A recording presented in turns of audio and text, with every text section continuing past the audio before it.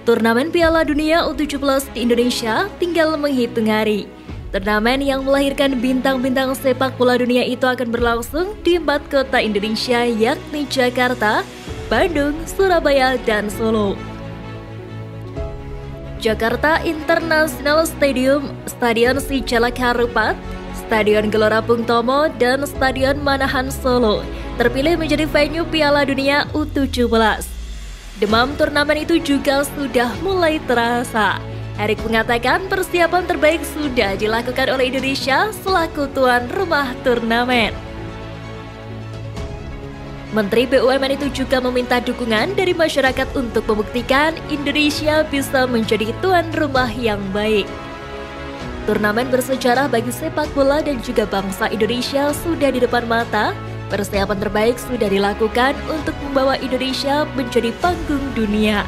Kita buktikan Indonesia bisa menjawab kepercayaan dari dunia internasional dengan menjadi tuan rumah Piala Dunia U17 yang sukses, tulis Erick. Lebih dari itu, Erick Thohir mengaku percaya diri dengan kualitas acara pembukaan Piala Dunia U17 2023. Ex-Presiden Inter Milan tersebut berjanji acara selebrasi pembukaan bakal berlangsung meriah. Apalagi momen itu bertepatan dengan perayaan Hari Pahlawan yang merujuk pada semangat juang arek-arek Surabaya di era Perang Kemerdekaan. Sebelumnya, Ketua PSSI ini juga mengungkapkan kepada publik bahwa pihak FIFA memberikan pujian menyangkut kualitas lapangan serta sarana dan prasarana yang ada di Surabaya. Pada kesempatan ini, Erick juga memastikan Presiden Joko Widodo dan Presiden FIFA, Gianni Infantino akan hadir dalam pembukaan Piala Dunia U17. Dia pun meminta kepada para warga Surabaya untuk menjadi bagian dalam kesuksesan ajang bergengsi ini. Sementara itu, Timnas Indonesia U17 tergabung di grup A bersaing dengan Maroko, Panama, dan Ekuador. Menanggapi ini, Bima Sakti memprediksi persaingan di grup A Piala Dunia U17 2023 bakal sangat ketat.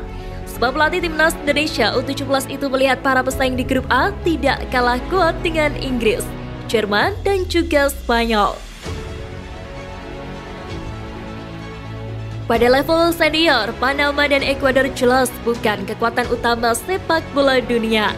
Sedangkan mengacu pada hasil di Piala Dunia 2022, Maroko patut diwaspadai sebagai tim unggulan di grup A Piala Dunia U17.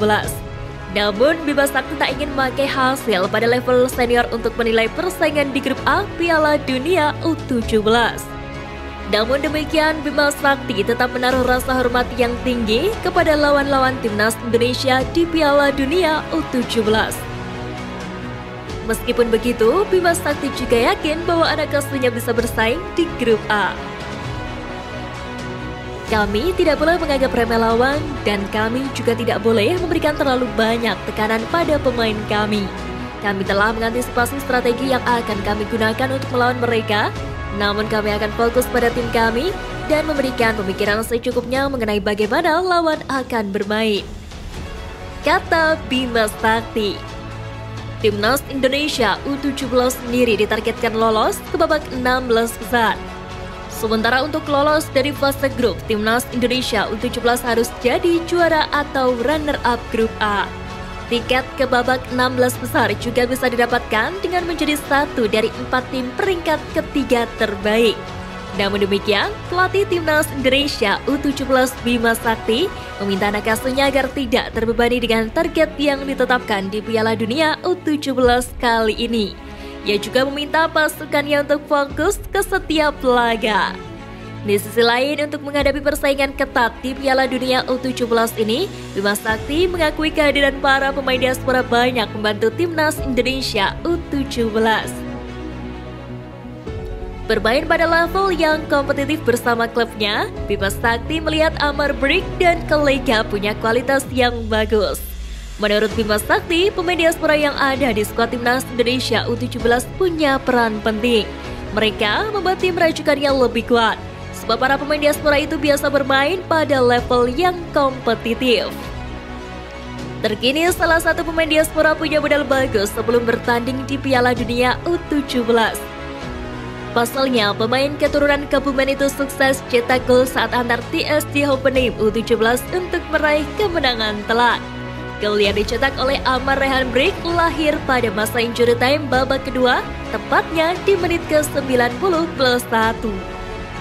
Sementara itu, selain pemain diaspora, Bima Sakti juga melihat kualitas pemain timnas Indonesia U17 lain meningkat. Pasalnya, Bima Sakti telah melatih tim ini sejak U16 dan tahu betul seperti apa perkembangan Arkan Kakak dan kolega. Sementara itu, sebagai upaya mematangkan permainan timnas Indonesia U17, Garuda Asia menjalani sejumlah uji coba semenjak di Jerman. Terkini timnas Indonesia U17 melawan klub asal Rusia, Torpedo Moscow U17. Di laga uji coba tertutup ini, timnas Indonesia U17 diketahui menang dengan skor besar 4-0. Arkan Kakak dan Nabil Ashura diketahui menjadi pahlawan dengan masing-masing mencetak 2 gol. Sementara itu, kemenangan ini turut memukau media lokal Vietnam, The Tao 24/7, meskipun mereka hanya memiliki sedikit informasi terkait laga itu. Media asal Vietnam ini menganggap kemenangan tersebut sebagai bukti nyata bahwa Garuda Asia serius dalam persiapan mereka untuk menghadapi turnamen prestisius itu. Mereka menegaskan bahwa kemenangan ini mencerminkan tingkat persiapan yang serius dari timnas Indonesia U17 untuk menghadapi Piala Dunia U17 kali ini. The Tao 24/7 juga mencatat bahwa pelatih Bima Sakti mengesankan dengan tetap mempertahankan intensitas latihan fisik anak-anak asuhnya bahkan setelah pertandingan malam. Sementara itu, timnas Indonesia U17 akan berkompetisi di grup A Piala Dunia U17 2023 bersama dengan tim-tim seperti Maroko, Panama, dan Ekuador.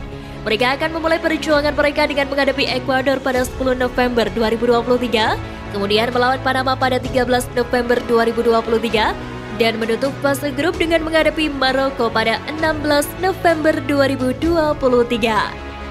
Kemenangan telak mereka atas Torpedo Moscow U17 telah menunjukkan tekad mereka dalam persiapan menuju Piala Dunia U17.